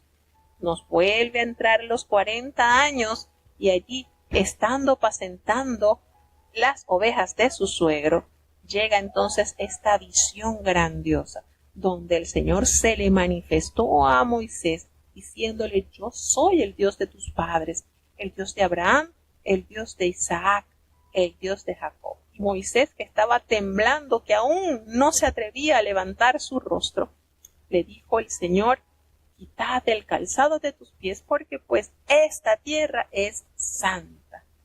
Y les revela entonces el Señor a Moisés que había visto la aflicción de su pueblo y que había visto ese gemir, y que él sería enviado entonces para ser el instrumento con el cual el Señor le daría a ellos la libertad. Moisés, a quien los hebreos habían rechazado al decirle: ¿quién te ha puesto por gobernante y juez? A este precisamente Dios lo envió como gobernante y como libertador por mano de ese ángel que le apareció en la zarza. Y este ángel, por supuesto, lo sacó con grandes prodigios y señales en la tierra de Egipto, a tal punto que vivieron en el desierto durante 40 años y aún el Mar Rojo fue abierto ante el paso de este pueblo. Fíjense que Moisés le hizo referencia a los hijos de Israel diciéndole que profeta os levantaría el Señor, y a ese ustedes lo iban a oír, como lo dice Deuteronomio capítulo 18. Y aquel Moisés, dice que estuvo en la congregación en el desierto, allá donde el Señor estuvo morando en el monte Sinaí, y aquel que recibió las palabras de vida que nos dio. ¿Y cuáles son esas palabras de vida, hermanos? Las tablas del testimonio, los mandamientos, porque el mandamiento es vida. Y eso lo recibió entonces Moisés.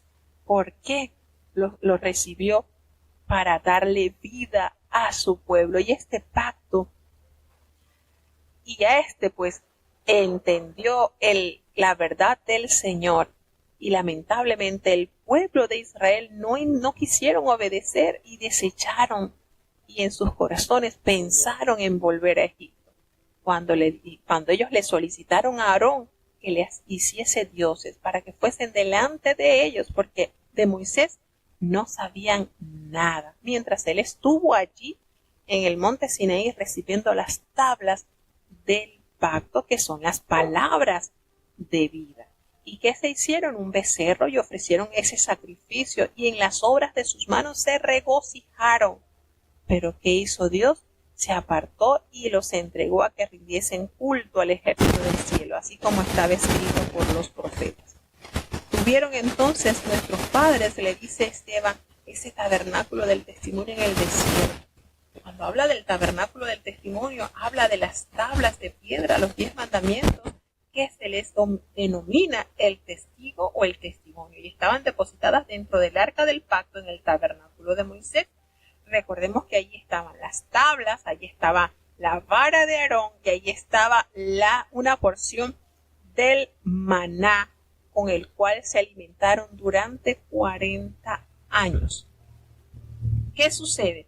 Que el Señor estuvo allí y entregó por mano de Josué la posesión de las tierras que les había prometido a Abraham, arrojando de la presencia de sus padres hasta la fecha de los días de David.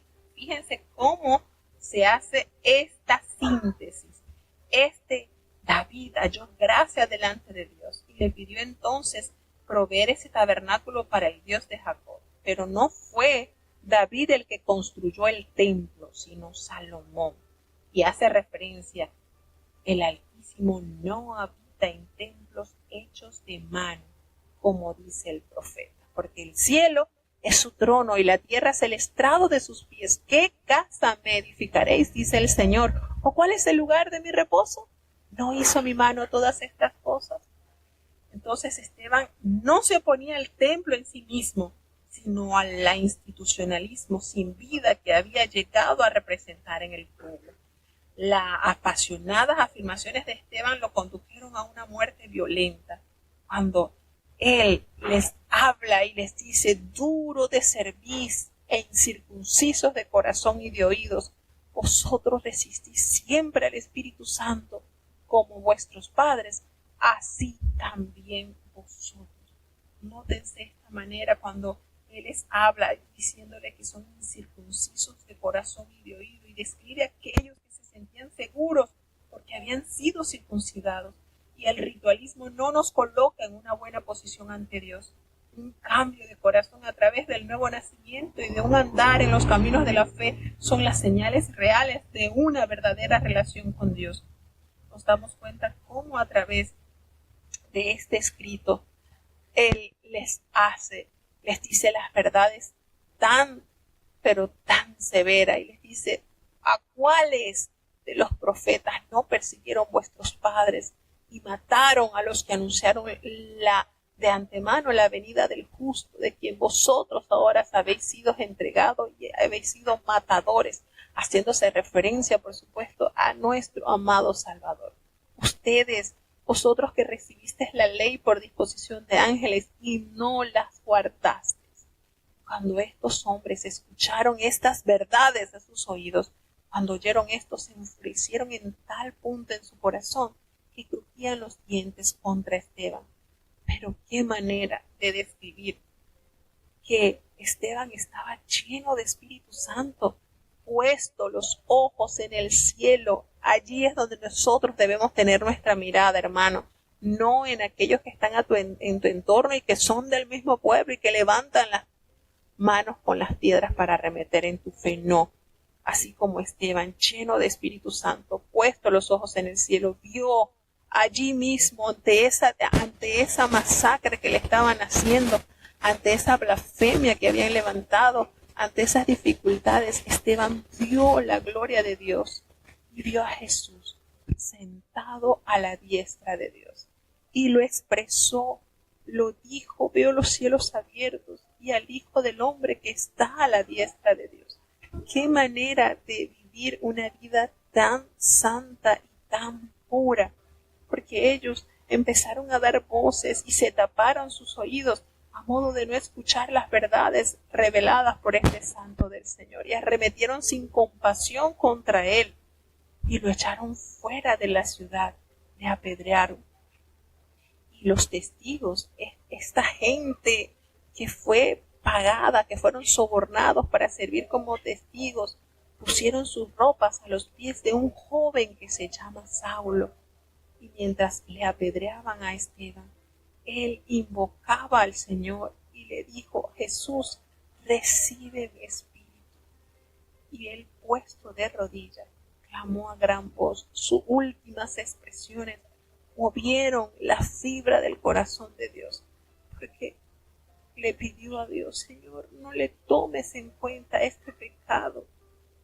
No le tomes en cuenta este pecado. Y habiendo expresado esto, este gran siervo durmió. Fíjense la expresión que usa Lucas: no murió. Esteban no murió, él durmió. Y esta oración, hermanos, retumbó el cielo. ¿Saben por qué? Porque este joven que estaba guardando la ropa de aquellos testigos falsos, en un futuro fue convertido para la justa causa del Señor. Esto nos da a entender que esta oración elevada por Esteban, saliendo desde lo más profundo de su corazón, un corazón lleno de amor, viendo antes de despedirse de este mundo la gloria manifestada de Dios. Hermano, qué vida tan maravillosa. Definitivamente, este muchacho, este mancebo, quien llegaría a ser el apóstol Pablo, era de Tarso, de una localidad situada en Cilicia, y puede que haya sido asistido a la sinagoga donde predicaba Esteban. Y la oración de Esteban es una reminencia de la pronunciación de Jesús allí en la crucifixión. Por eso me atrevo a decir que Esteban llegó a la altura, a la medida de ese hombre de fe. Es conmovedor, es maravilloso ver una vida de esta altura. De qué manera Dios se manifestó de una manera gloriosa y especial en la vida de este varón. Maravilloso. Definitivamente es difícil no llorar ante una vida con tanta santidad y habiéndolo el mundo desechado de esta manera, porque sencillamente no es del mundo, así como Dios tampoco. De esta manera llega este varón a morir a mano de estas personas de su mismo pueblo, viendo la gloria del Señor e intercediendo a favor de aquellos que arremetieron sin compasión contra el siervo del Señor. Maravilloso es nuestro Dios. Llegar a esa altura, hermanos, hay que amar a Dios. Y hay que entender el amor con que Dios nos ha amado para llegar a ese nivel.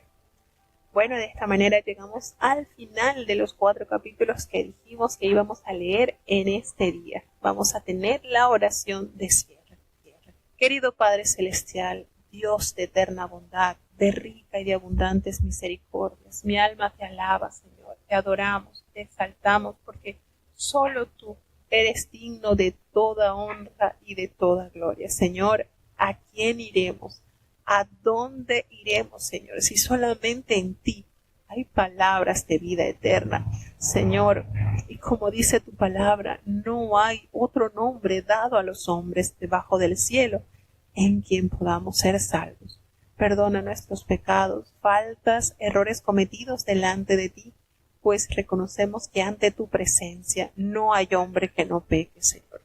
Pecamos en pensamientos, pecamos en palabras, pecamos en acciones, Señor. Considera nuestra humana fragilidad y ayúdanos cada día más a vivir conforme a tu voluntad, Señor, conforme a la medida de ese hombre de fe. Padre, te queremos presentar cada país que ha estado con nosotros en este día. Que tu gracia, que tu bendición recaiga sobre cada uno de estos hogares.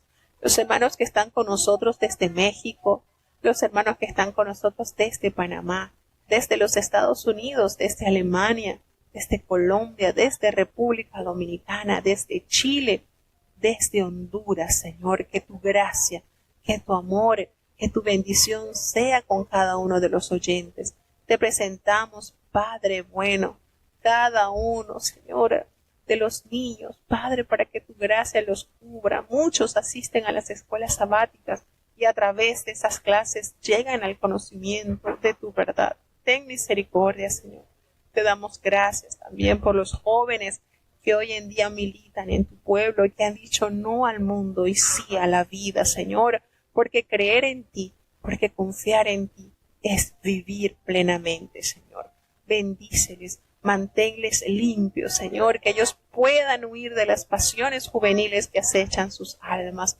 Te presentamos los adultos conforme a nuestras responsabilidades. Estamos delante de ti, Señor.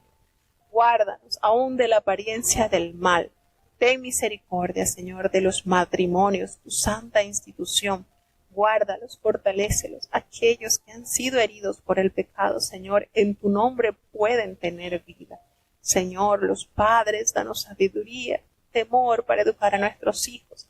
Y nuestros hijos que sean hijos obedientes, Señor, que aprendan a amarte y sobre todo que tu gracia los alcance, Señor.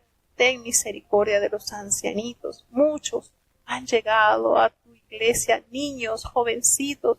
Otros han tenido el privilegio de nacer acá, Señor, en sus últimos años que le quedan, que ellos puedan mantener esa bandera de la fe muy en alto, Señor, sirviéndote en la hermosura de la santidad. Gracias te damos, Señor, por los enfermos que han alcanzado sanidad. Seguimos rogando, Padre, en tu amor, en tu misericordia, que tu bondad se siga manifestando sobre cada hermano, sobre cada persona que clama, que pide, Señor, por esa salud, porque tú eres nuestro médico, Señor, y nosotros somos tus pacientes, Señor.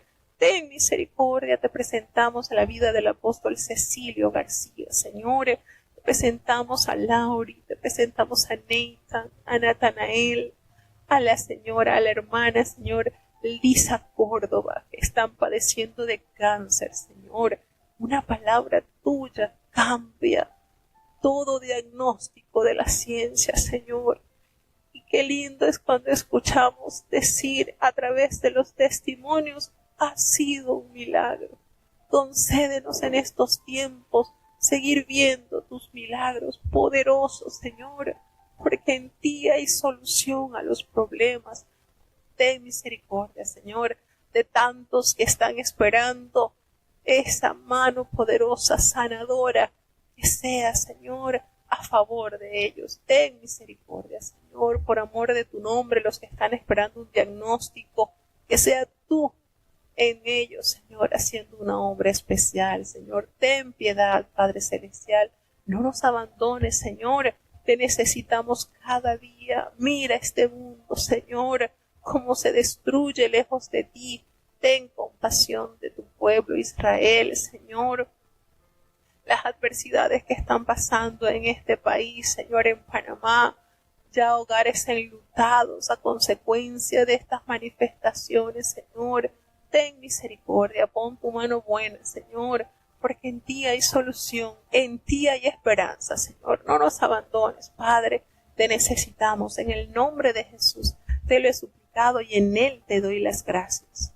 Y ahora te pedimos, Señor, que el bendito amor de Dios, la gracia y la paz de nuestro Señor y Salvador Jesucristo, la compañía y la comunión de tu Espíritu Santo, quien es nuestro eterno Consolador, sea con cada uno de tus hijos, los guarde desde ahora y para siempre. Amén.